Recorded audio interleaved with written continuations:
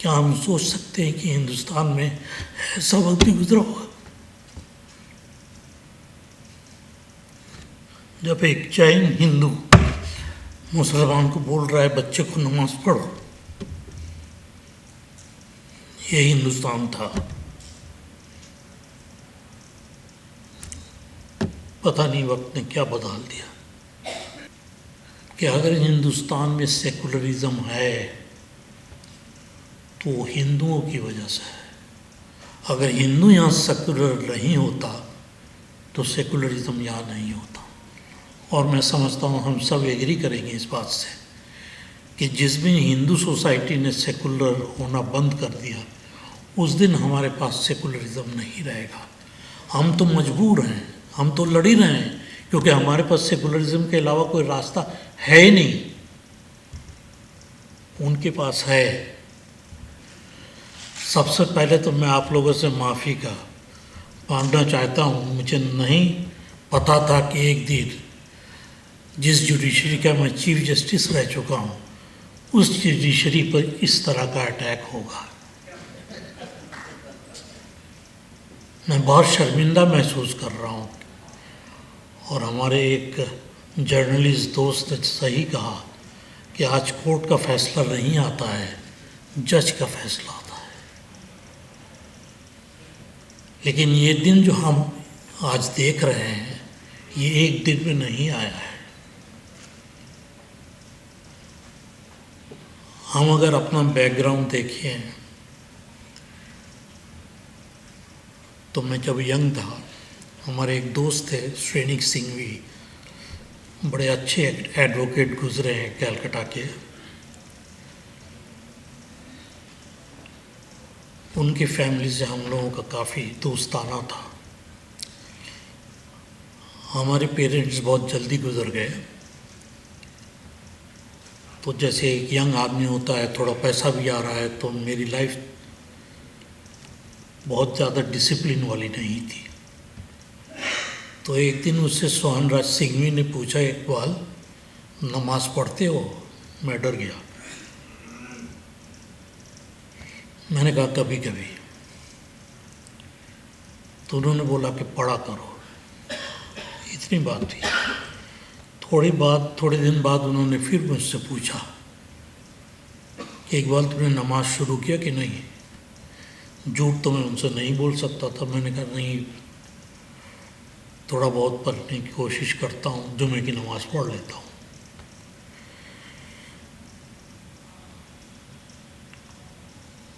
Third time जब उन्होंने मुझसे पूछा तो मेरा जवाब फिर भी मुकम्मल यस में नहीं था। तो उन्होंने बोला ऐसा करो, तुम सुबह की नमाज़ पढ़ लो, तुम्हारा लाइफ डिसिप्लिन हो जाएगा। और आज भी जब मैं नमाज़ पढ़ता हूँ सुबह की, मुझे सोहन राज सिंह बहुत याद आते हैं। क्या हम सोच सकते हैं कि हिंदुस्तान में ऐसा वक्त भी गुजरा होगा जब एक जैन हिंदू मुसलमान को बोल रहा है बच्चे को नमाज पढ़ो? ये हिंदुस्तान था। पता नहीं वक्त ने क्या बदल दिया। लेकिन जैसे मैं कह रहा था कि ये एक दिन में नहीं हुआ। जब मैं स्टूडेंट था तब आप लोगों को अगर याद होगा 3 सुप्रीम कोर्ट के जजेस को सुपरसीड करके एक चीफ जस्टिस बनाए गए थे। क्योंकि मेरे फादर बैरिस्टर थे इसलिए हमारे यहाँ मजमा लगता था, तो मुझे अंदाज़ा है इस बात का। मैंने भी बहुत सफोकेटेड फील किया कि ये कैसे हो गया। उस टाइम में जो जजेस थे काफ़ी सारे लोगों ने प्रोटेस्ट किया, लेकिन सिटी कोर्ट के जिनको सुपरसीड नहीं किया गया था उनमें से किसी ने रिज़ाइन नहीं किया, वो लगे रहे। उसमें एक जस्टिस HR खन्ना, फुजैल साहब समझ रहे होंगे मैं किसकी बात कर रहा हूँ। उनका जब चीफ जस्टिस बनने का टाइम आया तो उनको भी सुपरसीड कर गया और जस्टिस एच.आर. खन्ना ने रिज़ाइन कर दिया, जो आदमी हिंदुस्तान और जुडिशरी याद रखता है। लेकिन हमें ये समझना चाहिए और याद करना चाहिए कि जस्टिस एच.आर. खन्ना भी उसी सुप्रीम कोर्ट में थे, और जब वहाँ जजेस के ऊपर में अन्याय हुआ, 3 जजेस को सुपरसीड करके एक चीफ जस्टिस अपॉइंट किया गया, तो उन्होंने कोई रेजिस्टेंस, कोई प्रोटेस्ट नहीं दिखाया। तो जो नुकसान, लॉस, हार्म मुझे किया जा रहा है, मैं तो चीखूंगा, लेकिन आप अगर खामोश हैं तो ये मत समझिएगा कि ये वक्त आपके ऊपर नहीं आएगा, किसी के ऊपर भी ये वक्त आ सकता है।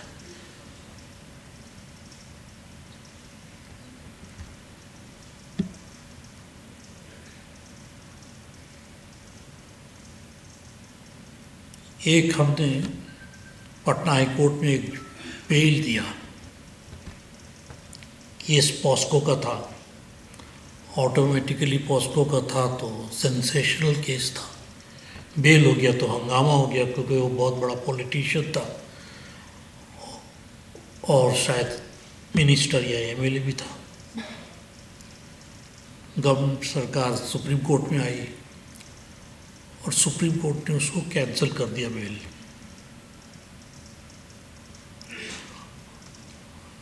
अभी मेरे ख्याल में महीना 1.5 महीना हुआ है, वो उस आदमी को क्लीन एक्विटल दिया हाई कोर्ट ने, क्योंकि उसको ट्रायल कोर्ट ने भी, जब सुप्रीम कोर्ट ने बेल कैंसिल किया तो ट्रायल कोर्ट की हिम्मत इतनी नहीं होती कि जल्दी से बेल दे दे, तो वहाँ भी सज़ा हो गई उसको।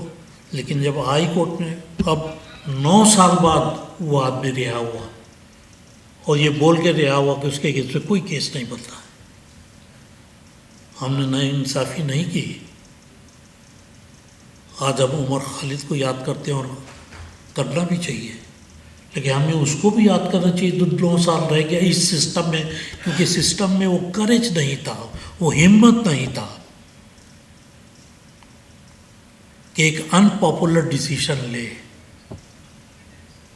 ये जो पॉपुलैरिटी का भूत जो जजेस में सवार हो गया है कि हम पॉपुलर बन जाए, जज हिसाब से हम लोग यहाँ पॉपुलैरिटी पोल के लिए नहीं आए हैं, हमें कोई वोट नहीं चाहिए कि हम बहुत पॉपुलर हैं, हम इंसाफ के लिए आए हैं। और इंसाफ भी क्या है, आप में से बहुतों ने एक्टर सलमान खान का नाम सुना होगा। कुछ सालों पहले उनके अगेंस्ट में एक केस हुआ कि उन्होंने गाड़ी चलाते हुए शराब के नशे में गाड़ी चलाया और पेडिस्ट्रियन सोए थे, 3-4 उनके ऊपर में गाड़ी चढ़ा दी और वो मर गए। हंगामा हुआ, उनका ट्रायल हुआ, उनको सज़ा हो गई। तो जिनके घर के लोग मारे गए तो उन्होंने बोला अब इंसाफ हो गया। प्रोसिक्यूटर्स जो स्टेट ने बोला कि हाँ इंसाफ हुआ है। उसके बाद सलमान खान बॉम्बे हाई कोर्ट में अपील करते हैं और उनका अपील ग्रांट हो जाता है, उनकी सज़ा ख़त्म कर दी जाती है, वो एक्विटल हो जाता है। अब जो मर गए उनके घर वालों ने बोला ये बहुत बड़ी नाइंसाफ़ी है, लेकिन सलमान खान के फ्रेंड्स, रिलेटिव्स बोले कि ये इंसाफ हुआ है।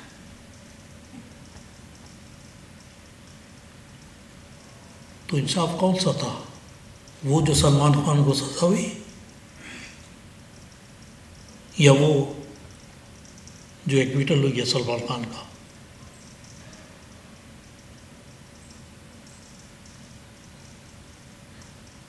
दो जस्टिस तो नहीं हो सकता ना, एक ही जस्टिस होगा।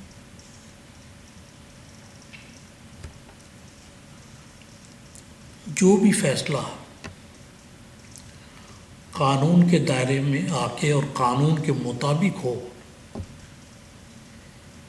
चाहे वो हमारे खिलाफ हो या हमारे फेवर में हो,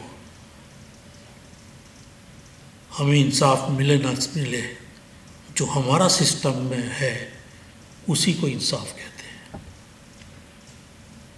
जो फैसला कानून के मुताबिक हो। और यही टेस्ट है। तो अगर वो ट्रायल कोर्ट का फैसला कानून के मुताबिक था तो वो नहीं था, और कानून का फैसला जो है हाई कोर्ट ने जो दिया वो अगर कानून के मुताबिक था तो वो जस्टिस है।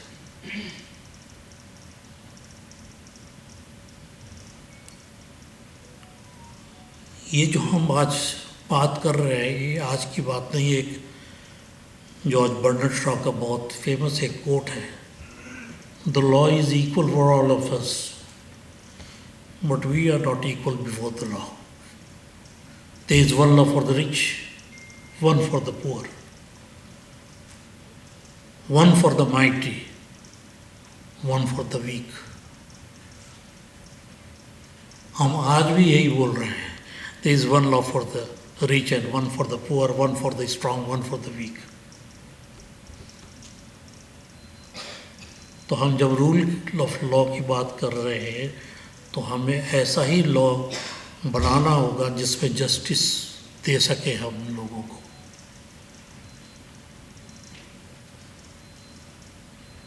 हम ऐसे दौर से हिंदुस्तान गुजरा है जिसको सलमान साहब ने थोड़ा सा इंडिकेशन भी दिया था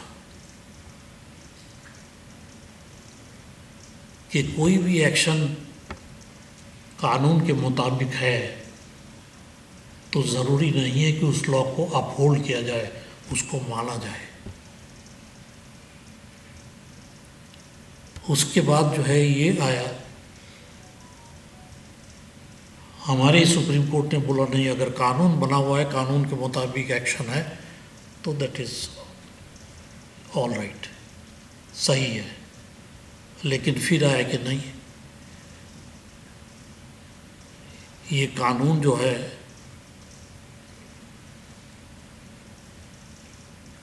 ये कॉन्स्टिट्यूशन के मुताबिक होगा।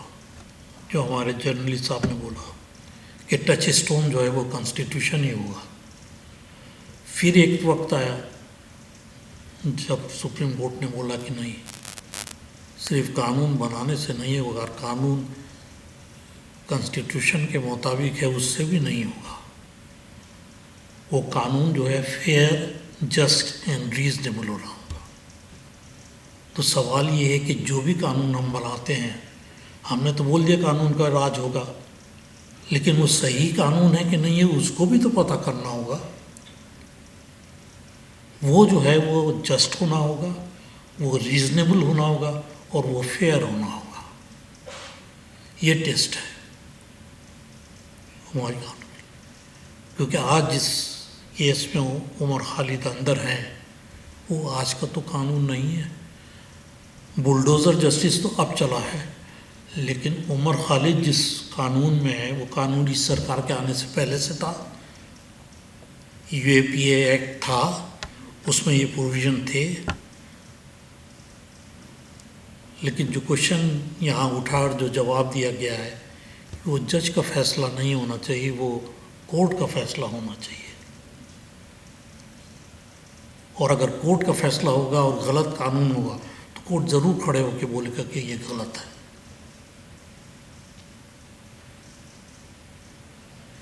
एक चीज़, एक बार एक क्वेश्चन पूछा था और वो भी शायद मुझे अगर गलत नहीं याद आ रहा है तो जावेद अख्तर साहब ने पूछा था अटल बिहारी वाजपेयी से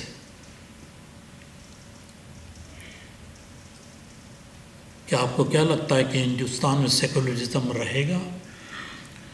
तो वाजपेयी ने जवाब दिया कि अगर हिंदुस्तान में सेकुलरिज्म है तो वो हिंदुओं की वजह से है। अगर हिंदू यहाँ सेकुलर नहीं होता तो सेकुलरिज्म यहाँ नहीं होता। और मैं समझता हूँ हम सब एग्री करेंगे इस बात से कि जिस दिन हिंदू सोसाइटी ने सेकुलर होना बंद कर दिया उस दिन हमारे पास सेकुलरिज्म नहीं रहेगा। हम तो मजबूर हैं, हम तो लड़ ही रहे हैं, क्योंकि हमारे पास सेकुलरिज्म के अलावा कोई रास्ता है ही नहीं।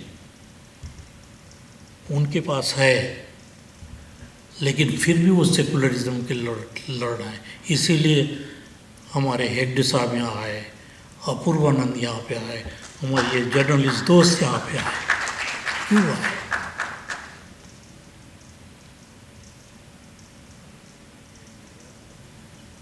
लेकिन मुझे बड़ी शर्मिंदगी है, पेपर में मैंने देखा है, सही गलत मुझे नहीं मालूम, अयूब साहब को ज़्यादा पता होगा क्योंकि ये बहुत एक्टिव है और मैं इनका बड़ा मशहूर हूँ पर्सनली भी और अपनी कम्युनिटी की तरफ से कि ये इतना इंटरेस्ट लेते हैं मजबूरों के लिए।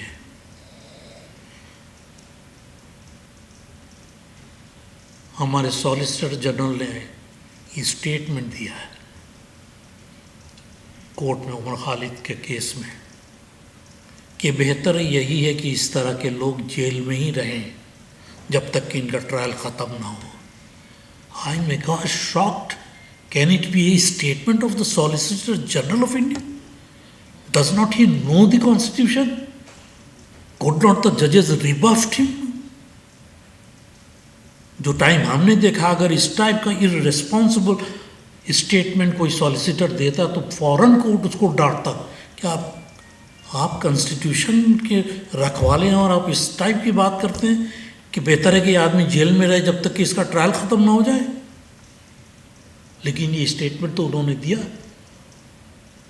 कोर्ट का कोई रिएक्शन नहीं था, बल्कि कोर्ट ने जजमेंट में उसको सपोर्ट ही कर दिया, क्योंकि कानून में हम जानते हैं कि bail is the rule, rejection is exception, इतना हम सब जानते हैं। लेकिन कानून जो यूएपीए में या दूसरे में जैसे narcotics and drugs and narcotic psychotropic substances act है, इन सब में एक ये है कि अगर उसके ख़िलाफ़ एक मटेरियल मिला है तो जब तक कि वो अपने आप को गिल्टी न पर साबित कर सके तब तक वो जेल में रहेगा।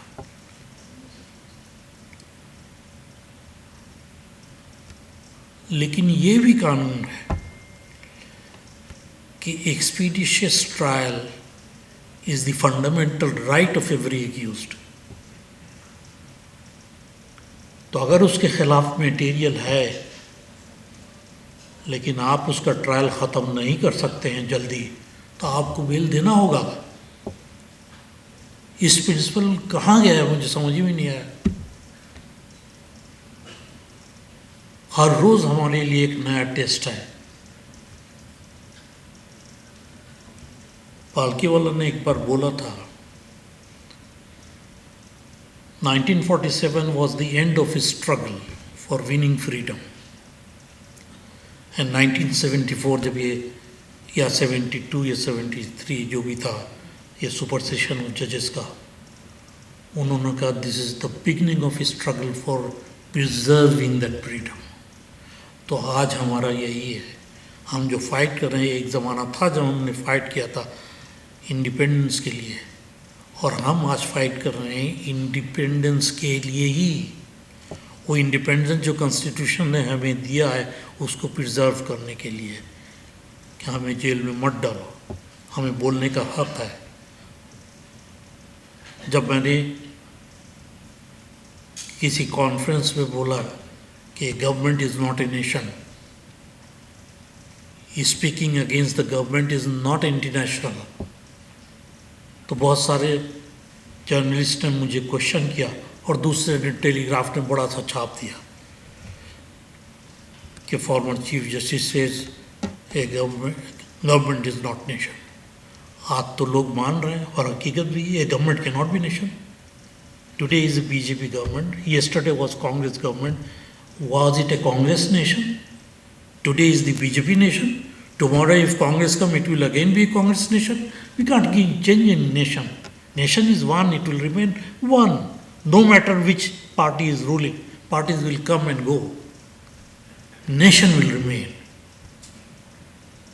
And what we are fighting today is actually fighting for the nation. ये उमर खालिद का जंग को हम एक इंडिविजुअल का जंग न समझें, ये हम सिर्फ अपने कम्युनिटी मुसलमानों का जंग न समझें। ये जंग जो है हर हिंदुस्तानी की है और हर हिंदुस्तानी को समझना चाहिए कि अगर आज वो खामोश रहा तो कल वो भी दिन आएगा जब उसके इंडिपेंडेंस भी ले जाएगा। और उस टाइम में उसको भी पूछने वाला, मदद करने वाला कोई नहीं रहेगा अगर आज वो लोग सामने नहीं आते। तो मैं ज़्यादा कुछ बोल गया शायद, इसलिए आप लोगों से माफ़ी चाहता हूँ। और इंडियन मुस्लिम सिविल राइट्स जो है, मैं बहुत मशकूर हूँ इनका, इसलिए नहीं कि उन्होंने मुझे बुलाया है, बल्कि इतना अच्छा कॉन्क्लेव करवा रहे हैं रूल ऑफ लॉ पे। हम अदीब साहब के बड़े मशकूर और ममनून हैं। ये हमेशा कुछ न कुछ करते रहते हैं हम लोग याद दिलाने के लिए कि हम लोगों का भी कोई सिविल राइट है। Thank you very much.